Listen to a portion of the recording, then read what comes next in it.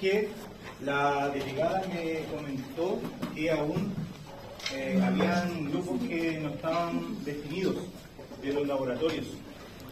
Yo eso la semana pasada cuando me lo comentaron, que habían 4 grupos y que solamente son 3, yo le comenté eso a la profesora Gabriela y ella dijo que durante la semana el director iba a arreglar ese tema. ¿Ya? Perdón. Entonces, yo después supuse que ya se había arreglado, pero la profesora, en este caso la delegada del test, me dice que aún existe un grupo D y que hay varios asignados a eso. Por lo tanto, yo después de esta clase voy a ir a hablar con la profesora Gabriela para ver qué pasó, porque en realidad son 3 grupos y esos que están en el grupo D, que no sé cuántos son, tienen que pasar a los diferentes grupos que ya están conformados, ¿ya? Que uno es el lunes y 2 son el sábado. Así que yo, terminando la clase, voy a ir para allá, parece que está, y hablar con la profesora Gabriela o con el profesor Daniel, ¿ya? Por lo que esta semana, hasta que no arreglemos el tema de los grupos, porque probablemente si es que había alguien que le tocaba hoy, ¿no es cierto? Y no sabe y está en el grupo D, no iba a venir. Entonces, hasta que no arreglemos ese asunto, que debería ser esta semana, vamos a comenzar los laboratorios la próxima semana, ¿ya? Así que esta semana no tienen laboratorios y ya desde la próxima semana en adelante hasta el término del semestre vamos a tener todos los laboratorios que están asignados. Eventualmente yo siempre dejo como 1 o 2 semanas que las dejo para que, por si ocurren estos problemas, ¿sí? Si ocurren estas improntas que generan que nos atrasemos un poco, por lo tanto yo siempre dejo esas 2 semanas y no nos va a influir en que pasemos todos los laboratorios que estaban definidos, ya que son alrededor de 12 o 13 prácticas, ¿ya? Más las prácticas que son aparte, ¿sí? Que son los laboratorios que son evaluados. Ya, entonces, queda claro, ¿son cierto? Esta semana ni para el grupo del día ni para el grupo del sábado, que es a las 9:40, ni para el grupo del sábado, que es a las 11:20, van a tener laboratorios. Hasta que arreglemos este tema de los 3 laboratorios que son los que corresponden a esta asignatura. Me gustaría saber cuántos y quiénes son los del grupo D que están asignados, porque después después la lista voy a anotarlos para ir con la profesora, ¿no es cierto? Y tratar de arreglar ya este tema lo más pronto. Ya, entonces una vez dicho eso, vamos a comenzar, chiquillos, vamos a empezar ya a ver, ya vimos un poquito la introducción, hoy vamos a ver un poquito los principios y las técnicas que están dándonos base para lo que son las terapias manuales, ¿ya?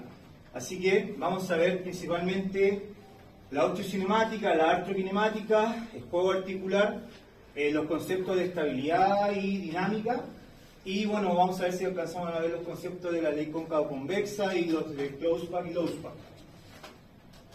Primero, como dice ahí, el movimiento es causa de toda la vida, ¿ya? Si nosotros no nos movemos, probablemente vamos a generar hipomovilidades y vamos a generar que la estructura biológica que está preparada y está supeditada a que haya contractilidad se vaya deteriorando en el tiempo. Y es así como nosotros nos vamos deteriorando si es que no nos movemos, ¿sí? Les pasa a los postrados que van deteriorándose y por lo tanto el movimiento olvida, chicos. Para que nosotros comencemos ya a ver un poquito ya las bases que acentúan la terapia manual, tenemos que empezar a ver los conceptos principales. La osteocinemática y la artrokinemática, ¿sí? La osteocinemática y la artro, quizás ustedes ya la han escuchado en alguna otra asignatura, van con el concepto de cómo es el movimiento, ¿sí? La osteocinemática es parte o conlleva el movimiento global, como dice ahí, es el estudio de los movimientos globales de una extremidad, lo cual va a conllevar que hayan puntos de referencia y que ustedes ya conocen, ¿sí? Por ejemplo, en el hombro, ¿cuáles van a ser los movimientos globales que vamos a generar? Movimientos globales, flexión, extensión, ¿cierto? Abducción, aducción y rotaciones, ¿ya? Hay articulaciones que van a tener todos los grados de movimiento, hay articulaciones que van a tener 2 grados de movimiento y hay articulaciones que van a tener solamente 1 grado de movimiento. En un plano, en 2 planos o en 3 planos. Entonces, ¿de qué va a depender la funcionalidad osteocinemática o osteokinemática de la articulación? Bueno, va a depender de cuántos planos cruce, de cuántos planos conlleve su movimiento y de cuántas estructuras estas se vean comprometidas para que haya un movimiento, ¿sí? Por tanto, hay estructuras que son más complejas o estructuras que son quizás menos complejas desde el punto de vista osteocinemático, y esas estructuras finalmente son las que probablemente a nosotros nos lleven más estudios, ¿sí? Porque las causales de las alteraciones, de los síndromes, quizás sean varios, ¿sí? Sean sindrómicos. Sindrómico quiere decir que tengan muchas causalidades. Entonces, el movimiento clásico osteocinemático puede ser un movimiento activo o pasivo, ¿sí? El movimiento activo, ¿cuál es la impronta de un movimiento activo? ¿Cuál es la característica de un movimiento activo? El movimiento activo lo hace la propia persona, sin ninguna ayuda externa, ¿sí? Un movimiento activo, cuando nosotros promovemos el movimiento activo, el paciente lo tiene que hacer por sí solo, ¿ya? Después está el movimiento pasivo, y el movimiento pasivo, lo contrario, ¿no es cierto?, a la contrapartida, es un movimiento donde el terapeuta genera la acción, ¿ya?, móvil. Por lo tanto, cuando nosotros queremos realizar un movimiento pasivo, el terapeuta es sin ninguna ayuda del paciente. Y eso tiene que quedar bastante claro porque lo más probable, y por lo que pasa más habitual, los pacientes siempre quieren ayudar un poco a la acción que uno está haciendo como terapeuta. Por lo tanto, uno tiene que dejar bien claro. Porque si el terapeuta permite que el paciente le ayude, ¿cómo es ese movimiento? ¿Es pasivo o es activo? Es activo asistido, ¿no es cierto? Entonces, nosotros tenemos que tener claros esos conceptos porque son movimientos clásicos que nosotros vamos a ir generando de acuerdo a la osteocinemática, al estudio de la osteocinemática. Dentro del estudio del movimiento, como estábamos mencionando, está el movimiento activo pasivo, activo asistido y todas sus derivadas. Después está el movimiento accesorio, ¿sí? Y está el movimiento manipulativo. Bueno, la artrokinemática va en este sentido, en el movimiento accesorio de la articulación, ¿ya? Y en el movimiento accesorio podemos encontrar movimientos del juego articular y movimientos de componente articular. Y las terapias que nosotros vamos a realizar, que son las manipulaciones, están en este costado, ¿sí? Que son distracciones con impulso y sin impulso. Y ahí vamos viendo qué significa una distracción con impulso y una distracción sin impulso. El movimiento clásico, como ya lo definimos, está el movimiento activo, movimiento pasivo, como ya vimos las características. Ahí por lo general usamos ronda articular y la evaluamos probablemente con goniometría, ¿ya? El movimiento activo y el movimiento pasivo la evaluamos también con goniometría, pero aumentando un poco el grado de resistencia al final del movimiento. Tenemos por otra parte la artrokinemática, que es diferente a la osteocinemática. La artrokinemática está más asociada a lo que pasa internamente dentro de una articulación, ¿sí? Entonces, muchas veces nosotros nos concentramos mucho en la osteocinemática, recuperar el ROM, ¿no es cierto?, recuperar la funcionalidad, recuperar la movilidad, pero no nos acentuamos un poco el estudio en la artrokinemática. O sea, ¿qué está pasando dentro de la articulación? O sea, dentro de la articulación igual se están provocando movimientos, se están provocando desplazamientos, ¿sí? ¿Y eso cómo lo vamos a evaluar? Bueno, con el movimiento accesorio, que sería a través del juego del componente o el juego articular. Ahora, la artrokinemática es algo que nosotros quizás no podemos valorar tangiblemente, porque para valorar la artrokinemática quizás observacionalmente deberíamos estar bajo algún examen imagenológico y que el paciente esté generando la funcionalidad o el movimiento y nosotros ver cómo se mueven esas articulaciones internamente dentro de la cápsula articular. Por lo tanto, nosotros acá extrapolamos un poco a lo que puede estar pasando internamente con la evaluación a través de la terapia manual. Nosotros evaluamos y extrapolamos un poco a qué puede estar pasando según el razonamiento clínico internamente, y con eso generamos técnicas para sacar el slack. El slack, ¿qué es lo que es? Finalmente el fallo, ¿ya? O el mal posicionamiento artokinemático que está generando un movimiento defectuoso. Entonces, nosotros finalmente, ¿cómo vamos a evaluar esto? Vamos a evaluarlo con evaluación a través de la terapia manual o a través del componente terapéutico, ¿ya? Y ahí donde, bueno, haciendo una recopilación, la artokinemática nos va a ayudar. La osteocinemática, tenemos que entender primero la osteocinemática. Para entender la artokinemática, o sea, primero tenemos que observar que hay un movimiento alterado global, para decir, hay un movimiento alterado también interno, ¿ya? De por sí, obviamente van a darse con esa singularidad.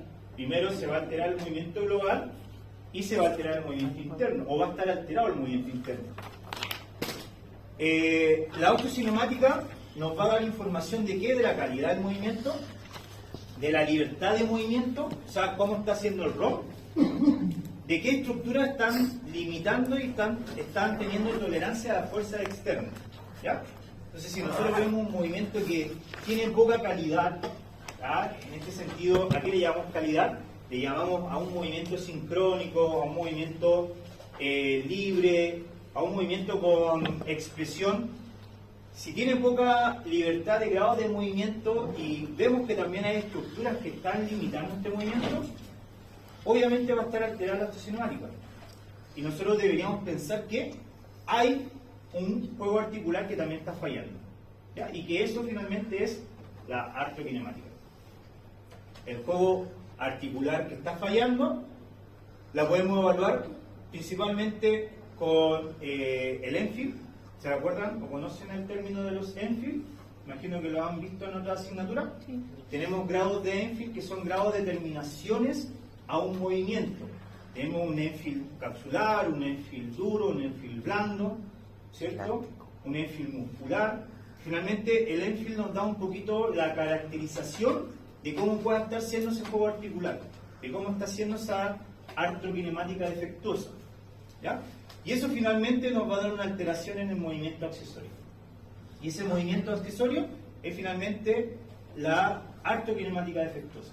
Y ahí es donde nosotros vamos a ir con evaluaciones y después con tratamiento a restaurar ese fallo artokinemático. O sea, acá está un poquito lo que le estábamos comentando, movimientos componentes, movimiento del juego articular, ya estas son un poquito nociones ya de cómo es el movimiento componente y del juego articular. ¿Cómo hasta acá, chiquillos? ¿Tienen alguna duda con lo que es osteocinemática o osteokinemática o artokinemática? Yo se la estoy recordando solamente. En teoría la debemos haber pasado ya, ¿no es cierto? En KNT, ¿no? Bueno, pero en realidad ustedes después esto lo van a ver en evaluación, ¿sí? Lo vamos a ver en laboratorio. En laboratorio vamos a empezar con lo más básico, que es el análisis de los tejidos, para después pasar a los componentes miofaciales y después a evaluaciones del juego articular, ¿sí? Evaluaciones artokinemáticas, para que después de todo este conocimiento recién vamos a practicar las técnicas de terapia manual, ¿ya? Algunas determinantes de la artokinemática, bueno, la geometría de las superficies, las congruencias, ¿ya? El radio curvatura, el arco de curvatura son modelos geométricos bastante importantes para... ¿Saben qué es lo que es esto, no? ¿Qué es lo que es esto? La proporción. Claro, es el Vertubrio de Da Vinci. Este dibujo que lo hizo Da Vinci en el 1500 y algo da una proporcionalidad perfecta de un humano dentro de un círculo y un cuadrado, ¿sí? Y esa proporcionalidad da que hacia el movimiento nosotros deberíamos ser proporcionales. Si bien somos asimétricos, deberíamos ser proporcionales al movimiento. ¿Qué quiere decir eso? Que si nosotros damos una zancada así, bueno, la siguiente zancada también debería ser así, ¿sí? Si nosotros damos una zancada corta y la siguiente es larga, estamos siendo desproporcionados. Y lo mismo pasa con el movimiento funcional. Si nosotros tenemos un rango de movimiento de un hemicuerpo que genera, no sé, 20 ROM, por decir algo, 20 ROM, pero en el otro genera 80 de ROM, estamos siendo desproporcionados. ¿Cuánto es la proporcionalidad adecuada de una articulación? Si nosotros medimos, por ejemplo, el ROM de una articulación, ¿cuánto ustedes creen que es la proporcionalidad adecuada? ¿De 5 a 10 grados? 5 grados. ¿Ah? ¿5 grados? 5 grados, dice 5 a 10. ¿Sí? Herbert. Sí. ¿Todos están con Herbert? 5 a 10 grados. La proporcionalidad. Sí, igual. ¿Los 5? ¿Ah? Depende de la articulación. ¿Podemos tener más de 15 grados y que nosotros lo consideramos como proporcional? No. De un hemicuerpo o de una articulación a otra articulación. Siempre comparando, obviamente, mismas articulaciones. No podemos comparar una articulación de codo con una de tobillo. Siempre comparando las mismas articulaciones. ¿Y eso por qué es importante? Porque cuando nosotros vamos a evaluar, cuando tenemos una alteración neuromusculoesquelética, nosotros vamos a evaluar una de las funciones de evaluar el ROM. Y si en una articulación, por ejemplo en una dorsiflexión de tobillo, tenemos 10 grados y en la otra tenemos menos 10 grados, con una tenemos 15 grados y en la otra tenemos 0 grados, tenemos que saber cuánto es la proporcionalidad. ¿Ya? Y como dice Herbert, entre 5 y 10%. Cuando nosotros tenemos de un 15% hacia arriba, probablemente sea una articulación que necesite que nosotros trabajemos en ella para generar una compensación y una proporcionalidad frente a la otra. ¿Ya? Las proporciones de 15 hacia arriba son el límite superior, es como la raya roja. Y las de 20 hacia arriba ya es una alteración morfofuncional o osteoarticular. ¿Ya? Por lo general, las proporciones deberían andar entre los 5 y 7 grados. Perdón, no grados. 5 y 7%. ¿Ya? 5 y 7% de una articulación versus la otra. Ahora, si es menos de 5, ideal, ¿cierto? Tipo de movimiento que ocurre en la superficie, relaciones geométricas y, bueno, relaciones que generen estructuras que restrinjan movimiento, ¿ya? Nosotros vamos a tener dos conceptos en terapia manual. Vamos a tener un concepto que se llama manipular y un concepto que se llama movilizar. Ambos podrían definirse como iguales o que son sinónimos, pero en realidad no son sinónimos, ¿ya? Uno va a un sentido de la palabra o definición y otro va a otro sentido. ¿Por qué nosotros vamos a manipular o a movilizar? Porque nosotros tenemos acá que del iceberg, esto es lo que el paciente manifiesta. Solamente lo que se ve, ¿sí? Solamente lo que se ve en el espacio, solamente lo que él percibe. Pero el problema es mucho más grande, ¿sí? El problema proporcionalmente a lo que él siente y a lo que él manifiesta es mucho más grande, y eso es lo que nosotros finalmente tenemos que razonar y tenemos que actuar como kinesiólogos.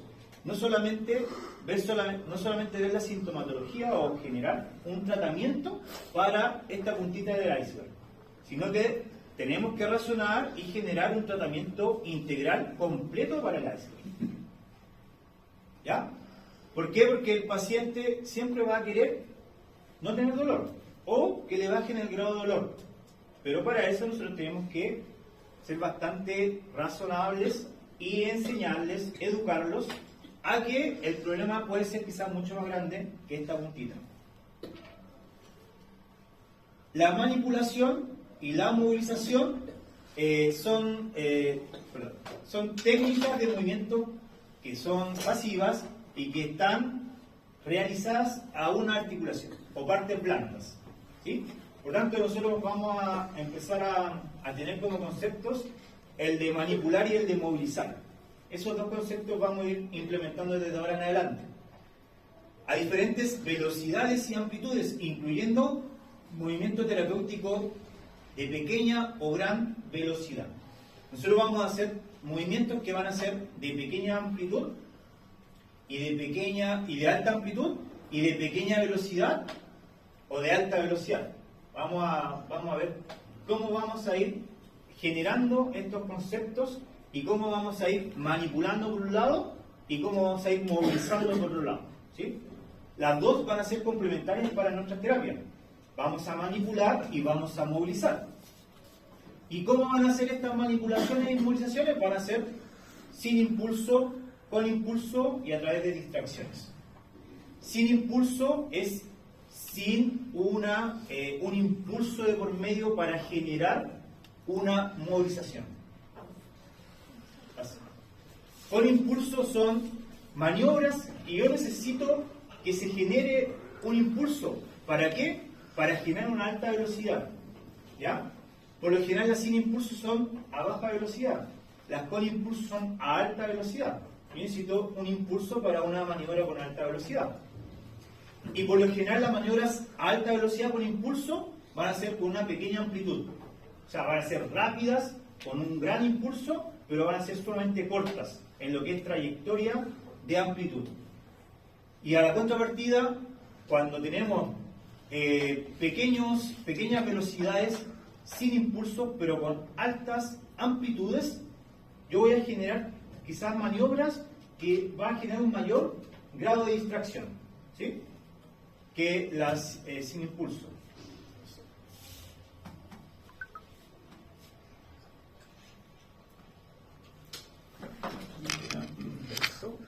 ¿Alguna duda hasta ahora, chicos? ¿Alguna pregunta? ¿Alguna duda?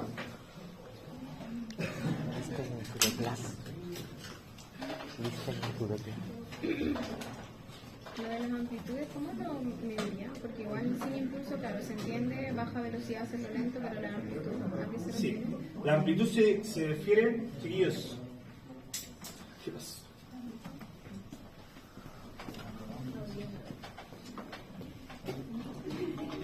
Ya miren, la amplitud se refiere al grado de distracción que yo puedo generar en una articulación.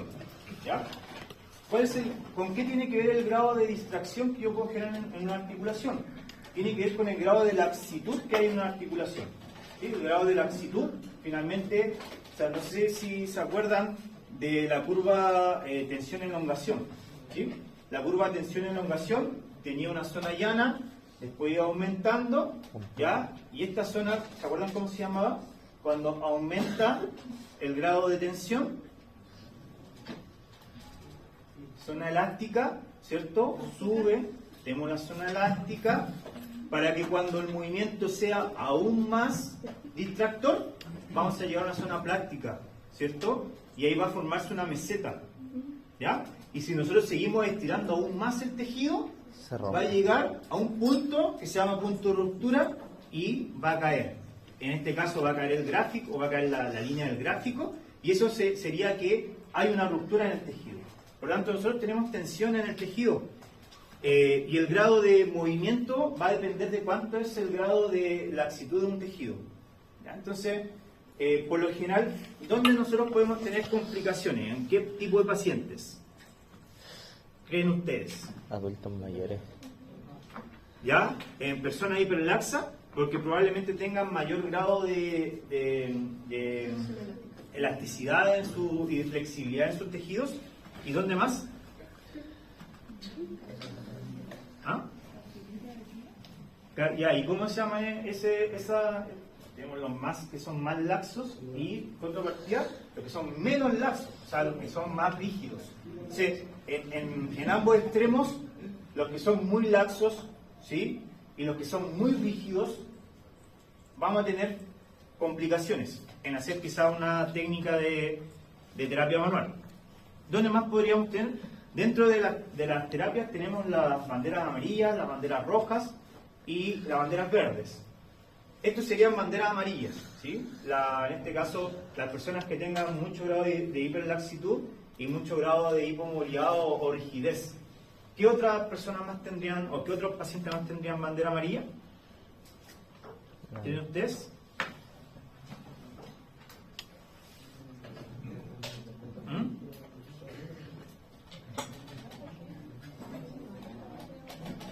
¿Qué otras personas más, por ejemplo, se las podemos hacer? A ver, la terapia manual es una herramienta más como el ejercicio terapéutico, como el control motor, como el control sensorio motor, como las técnicas de fisioterapia, etcétera, etcétera, etcétera, ¿cierto? Entonces, nosotros no la vamos a hacer siempre y tampoco no es una herramienta que sea única para realizarse. ¿Sí? Por eso que nosotros, cuando yo les dije la semana pasada, nosotros vamos a hacer terapia manual, no vamos a hacer quiropraxia ni osteopatía. ¿Y por qué? ¿Por qué no íbamos a hacer ni quiropraxia ni osteopatía? Porque solamente íbamos a ver el fundamento y el encauce de la terapia manual. ¿Por qué, chiquillos? ¿Por qué creen ustedes? Porque se enfocaba más en un tratamiento. Porque se enfocaba más en un tratamiento. Porque la terapia manual y la quiropraxia se enfocan en que son herramientas únicas para la persona. Y ese es el tratamiento solamente. Entonces, uno, no sé, alguien, no me acuerdo, parece que el Franco había dicho que había ido a una sesión de terapia de quiropraxia. Entonces, tú cuando vayas a la sesión de quiropraxia, vas a donde el terapeuta te evalúa, te hace un screening, te saca una perspectiva y te hace movilización a alta velocidad. Y después te manda para la casa y vuelva, no sé, en una semana más, en un mes más, etcétera, no sé, depende. Entonces, la herramienta única es la movilización y manipulación, ¿no es cierto? El osteópata, vas al osteópata, te hace un screening, te hace una evaluación y te saca la perspectiva de tus disfunciones. ¿Qué hace? Técnica a baja velocidad, técnica a alta velocidad, con gran amplitud, con baja amplitud. ¿Qué hace después? Para la casa, con tareas y vuelva. Sí. ¿Qué hace la terapia manual? La terapia manual, vas al terapeuta manual, te hace un screening, te hace una evaluación, te hace una limpieza astocnemática, te hace una liberación miofacial, te hace la técnica y te hace ejercicio y te manda para la casa. Entonces, por eso que nosotros estamos más apegados a los conceptos de la terapia manual que de las otras dos. Lo que no quiere decir que ustedes puedan implementar cualquiera de las otras dos. Ustedes después pueden estudiar quiropraxia, pueden estudiar osteopatía, no hay ningún problema. Como ustedes la utilicen, va a ser de acuerdo al criterio terapéutico de cada uno. Pero como dice el concepto y como dice la filosofía, esa es lo que ellos promueven. ¿Sí? Y esto es lo que promueve la terapia manual. ¿Ya? Por eso que nosotros vamos a estudiar y nos concentramos más en la terapia manual. Ya, ahí sí sale. Ya, chiquillos, ¿alguna duda hasta ahora?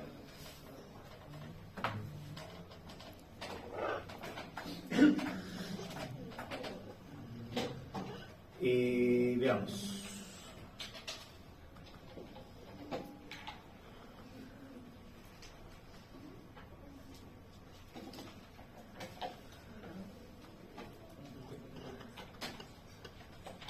Ya. Ahí. No aparece. Ya, chiquillos, ahora sí.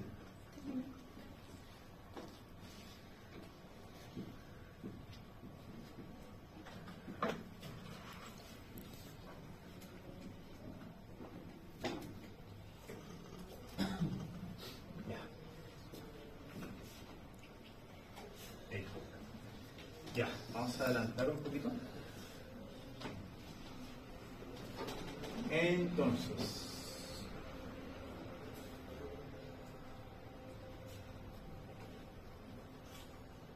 esto está subido ya a el Drive.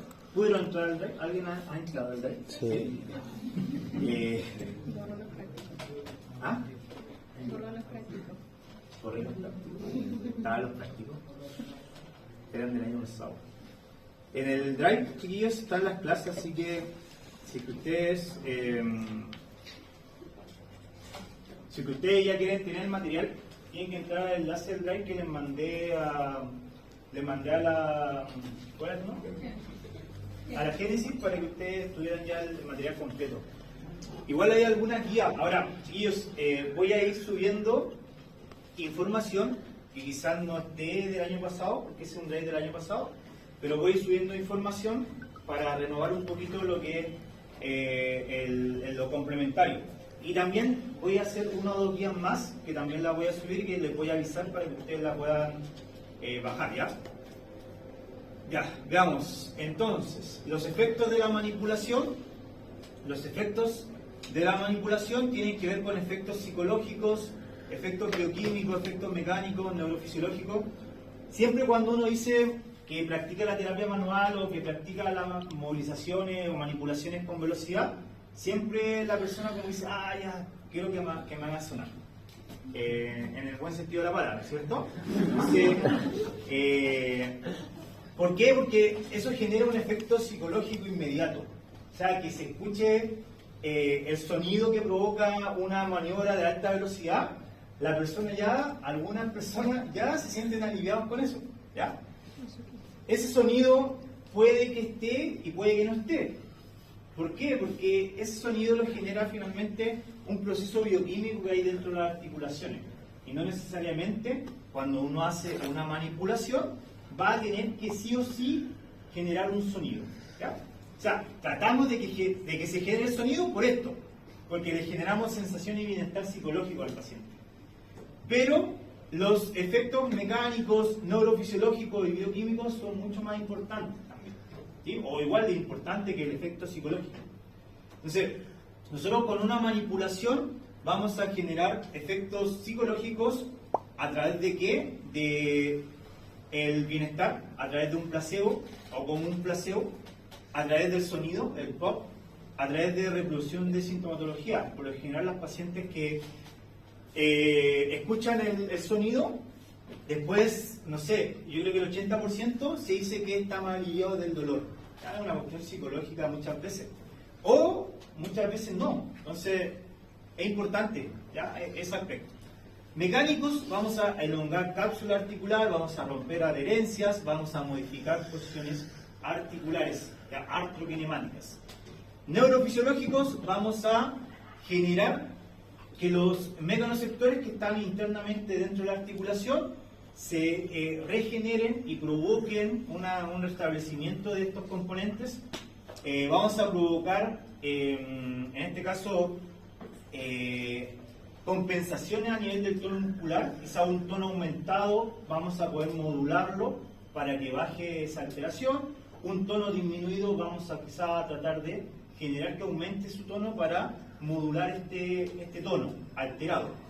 Y también vamos a generar bloqueo a nivel de las raíces neuromotoras o neuromoduladoras del dolor, ¿sí? También cuando uno hace una terapia manual genera un poco de bloqueo a través de las sensaciones aferentes, que son las sensaciones nociceptivas que van a ir con el estímulo del dolor hacia el cerebro. Entonces también provocamos eso. Y a nivel bioquímico vamos a liberar betoendorfinas, que son la de la liberación del bienestar. Vamos también a trabajar un poquito en el sistema circulatorio. Quizás el sistema circulatorio, al hacer una manipulación, al hacer una maniobra, va a generar mayor flujo sanguíneo. Y ustedes saben que al generar mayor flujo sanguíneo va a haber mayor nutrición a la articulación y por lo tanto mayor regeneración. Cascada bioquímica, vamos a generar una cascada importante bioquímica, ¿ya? De liberaciones de algunas hormonas y cese de algunas otras, como por ejemplo el cortisol. ¿Ya? Vamos a cesar un poco el cortisol y vamos a aumentar un poco las betoendorfinas y otras hormonas. Así que tenemos bastantes, desde el punto de vista biológico, tenemos bastantes efectos hacia una manipulación. Y es bastante importante mencionar esto y que esto, educar al paciente, que no solamente son los aspectos psicológicos o el sonido, que también hay otros aspectos importantes desde el punto de vista biológico. Efectos que vamos a generar con la manipulación: estiramientos o rupturas de adherencia, esto ya más kinésico. Relajación de musculatura que está contracturada, activación de mecanoreceptores tipo 3 que provocan la relajación de la musculatura espinal, un efecto muy importante que vamos a generar con la manipulación. Liberación de tejidos que van a estar impactados o, como dice ahí, inclusiones meniscales, ¿ya? Vamos a generar liberación de esas zonas. Alivio temporal de las presiones sensoriales y de las presiones kinestésicas y estímulos de fibras de conducciones rápidas epitíticas. Estas son fibras que van a bloquear las nociceptivas para la estimulación del dolor, ¿sí? Vamos a tratar de hacer una liberación de de las fibras de conducción epicríticas para que bloqueen estas fibras nociceptivas. Y así aliviemos un poco el dolor y que con ese alivio podamos generar también otras terapias o otras intervenciones. ¿Ya? Entonces, todos estos estímulos se van a generar en base a lo que es una manipulación terapéutica. Para que nosotros podamos generar esto, tenemos que saber los conceptos que recién preguntaba la compañera del movimiento o de la amplitud de movimiento. ¿Sí? La amplitud de movimiento principalmente tiene 3 grados, inclusive hay un cuarto. ¿Sí? El grado 1 es una manipulación que no genera gran tensión o es sin tensión, ¿ya? Pero es una manipulación al fin y al cabo. Son manipulaciones principalmente de baja velocidad con poca amplitud y no generan una gran tensión en los tejidos. El grado 2 es una amplitud donde sí se va a generar tensión y esa tensión finalmente va a tener un slack casi al final de este grado. ¿Ya? El slack es cuando nosotros generamos una liberación a nivel capsular y generamos, en este caso, el sonido que veíamos anteriormente, que es un efecto psicológico, generamos un sonido de liberación bioquímica de la articulación. Y por último tenemos un grado 3, que es un grado máximo o casi máximo, donde hay un estiramiento de los tejidos. Y acá nosotros ya generamos el grado de slack, por lo tanto, todo lo que es de aquí hacia allá es ganancia de flexibilidad y estiramiento de un tejido. Entonces, inclusive hay el grado 4, como yo les comentaba, que es un movimiento con una gran amplitud, o sea, un gran estiramiento, fuera del rango fisiológico, o el rango cinemático. Y esos son grados extremos, y que nosotros no tenemos que llegar a esos grados extremos. Por lo general, ¿dónde nos movemos con la terapia manual? Entre un grado 1 y un grado 2. ¿Sí? Cuando nosotros generamos técnicas a alta velocidad, probablemente nos estemos acá entre un grado 1 y un grado 2, quizás llegando acá al límite del grado 3. Entonces, tenemos que tener cuidado con el grado 3, pero sí tenemos que movilizarnos entre un grado 1 y un grado 2, llegando quizás a un grado 3, pero tratando de no llegar a un grado 4, que es una amplitud fuera del rango fisiológico. Técnicas de trach o en una articulación normal o de manipulación, nosotros vamos a hacer una técnica de estiramiento que va a ser continua, ¿sí? Y va a ser hasta un grado máximo, va a ser una elongación máxima, un grado sin impulso, pero con una gran manipulación a alta velocidad. Quizás paso un poquito acá, como les comentaba, el grado máximo, que sería el grado 3. Las elongaciones progresivas o las técnicas que son progresivas oscilatorias, ¿ya? Van a llegar hasta el límite de la amplitud. Y miren acá, vamos a tener unas que se llaman oscilaciones. Y las oscilaciones van a ser grado 1, grado 3, grado 1, grado 2, grado 3, grado 4. Oscilaciones grado 1 tienen una muy baja amplitud.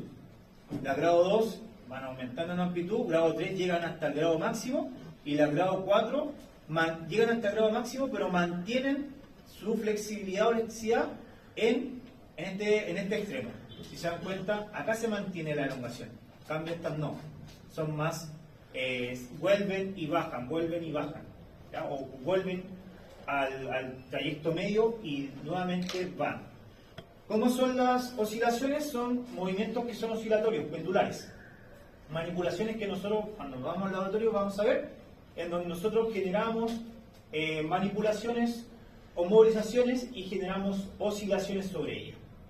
Y ahí están grado 1, grado 2, grado 3 y grado 4. ¿Y cuáles son las tipos stretch o stretching? Cuando nosotros generamos una sola manipulación en un solo movimiento, que va de ida y después regresa. ¿Ya? Ahí ustedes las van a ver cuando estemos en el laboratorio. Vamos a hacer de las dos. Vamos a hacer movimientos oscilatorios y movimientos de estiramiento. O técnicas de estiramiento, de stretch. O técnicas de trach también, que son técnicas que son a velocidad. A gran velocidad o a baja velocidad. ¿Ya? Esos 3 tipos de técnicas vamos a practicar. Esto un poquito lo que les comentaba, grado 1. Ya tenemos hasta la zona de slack, cuando tenemos una articulación normal podemos estar entre un grado 1 y un grado 2, por lo general máximo hasta el límite del comienzo del grado 3, nunca acercando al límite máximo del grado 3. Cuando tenemos una articulación en hipomovilidad, acá hay dos conceptos que no sé si me imagino que sí lo han escuchado anteriormente, el concepto de hipomovilidad e hipermovilidad. El concepto de hipomovilidad es el concepto que nosotros le damos y le definimos a una articulación cuando tiene una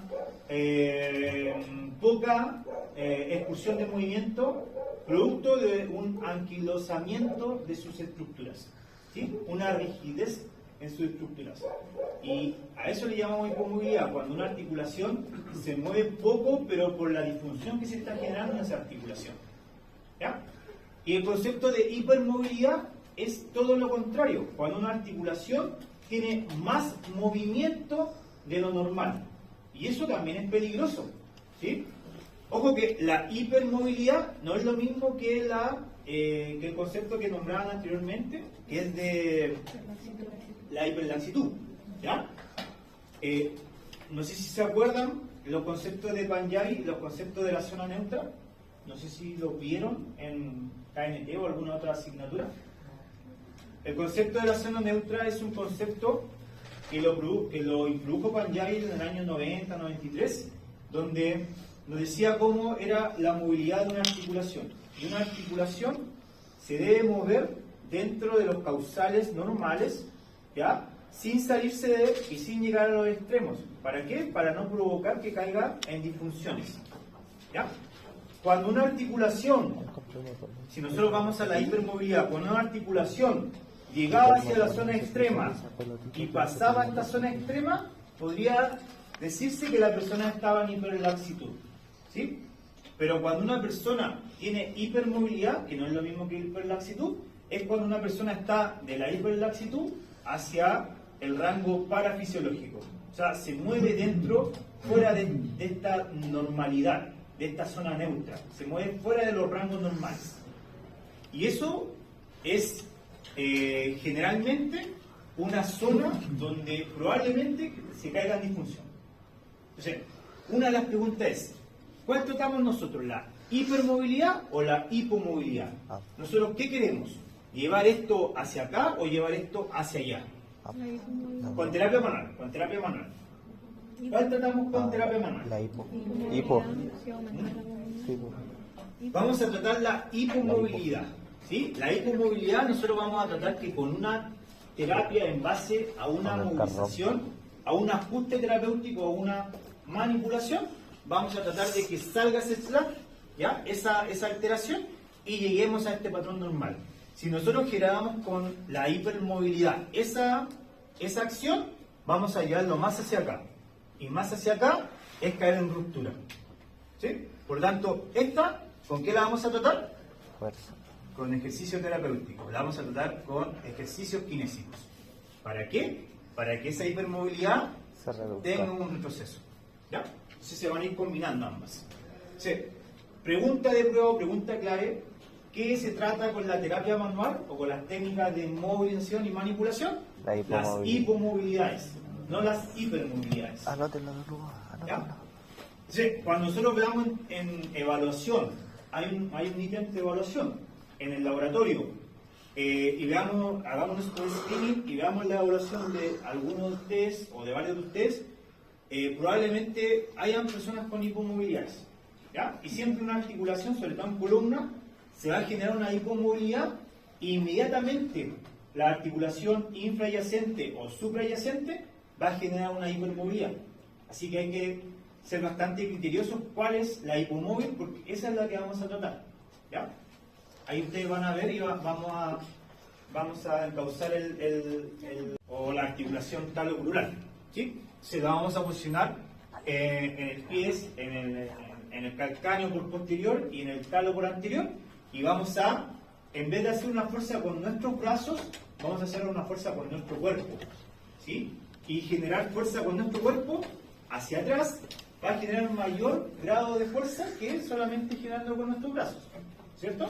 Se va a generar una fuerza distractora y ahí nosotros podríamos ver ¿Qué grado es? Grado 1, grado 2 o grado 3. Ahora, ¿cuál vamos a hacer? Bueno, va a depender primero de las circunstancias del paciente, de lo que queramos lograr, ¿cierto? Y de la técnica que queramos aplicar. Muchas veces vamos a tratar de generar técnicas, en este caso solamente distractoras, otras veces técnicas oscilatorias y otras veces técnicas con velocidad. ¿Ya? Va a depender de qué queramos realizar. En grado 1, grado 2 o grado 3. También tenemos técnicas de distracción autoasistida, ¿sí? Tenemos técnicas de posicionamiento, es la clásica técnica de posicionamiento de un saludo al sol, ¿sí? Una técnica que es de ¿cómo se llama? Yoga. De yoga, en donde ¿qué se genera acá? ¿Qué distracción se genera? Con el impulso van a ser o pueden ser a través de estos autores, tipo Maitland, tipo Paris, tipo Mulligan, ligamentos facetarios, con bloqueo, como con terapéuticas tipo Ciliax o terapéuticas neuromusculares, ¿ya? Que son las famosas FNP. Ahora, ¿cuál vamos a ver nosotros? Principalmente vamos a ver las tipo Maitland y Mulligan, algunas de Ciliax y las FNP. Esas son las que vamos a practicar más con el modelo sin impulso. Y las con impulso, principalmente vamos a trabajar más las de Maitland, ¿ya? Que van a ser técnicas con una alta velocidad pero con una baja amplitud. Esas también las vamos a ver en algunas de las prácticas de laboratorio. Con impulso van a ser específicas, inespecíficas. Las específicas principalmente tienen la alta velocidad, pueden ser con un bloqueo facetario o pueden ser con con bloqueo facetario. ¿Qué es lo que es el bloqueo facetario? Es un bloqueo que se hace a nivel de la faceta y se ingresa un medicamento en el cual va a hacer un bloqueo en este caso del dolor facetario, ¿ya? Pueden ser inespecíficas, que son más bien, pueden ser globales, tipo Ciliax y Maitland, que son las que vamos a ver, o pueden ser quirúrgicas. Inclusive hay técnicas de manipulación que se hacen bajo anestesia, ¿sí? Van al traumatólogo, el traumatólogo anestesia la zona que van a movilizar y se hace la técnica, ¿no es cierto?, a alta velocidad, ¿ya? Obviamente estas no las vamos a ver, ¿ya? Quizás les muestro algunos videos, pero obviamente no las vamos a hacer. ¿Cuál vamos a hacer? Las específicas y las globales.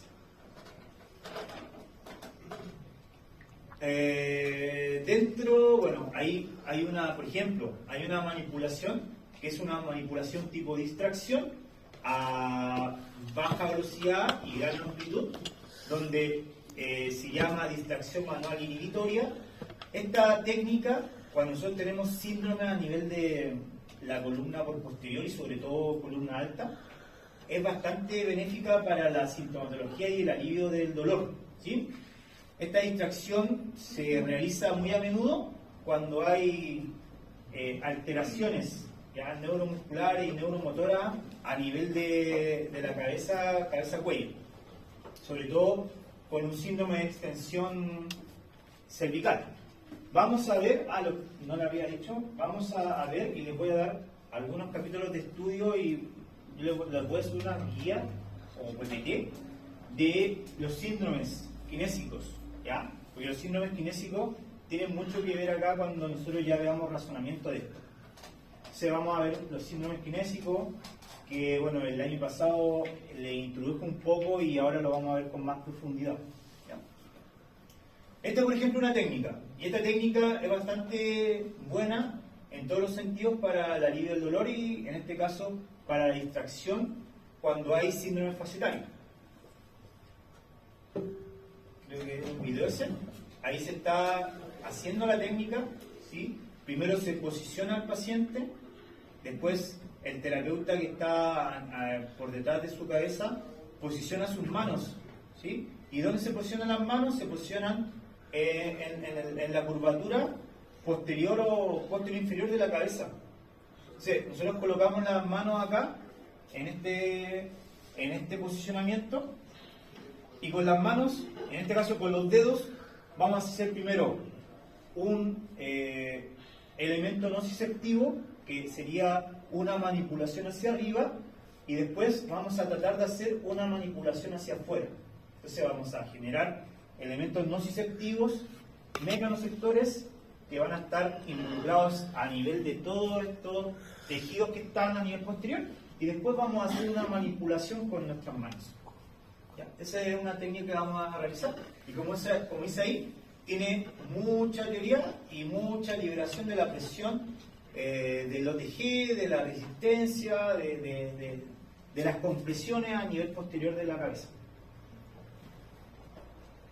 Ahí está algo que estábamos comentando, los grados de slack. Grado 1, si ven ahí, es casi imperceptible un poquito la elongación del tejido.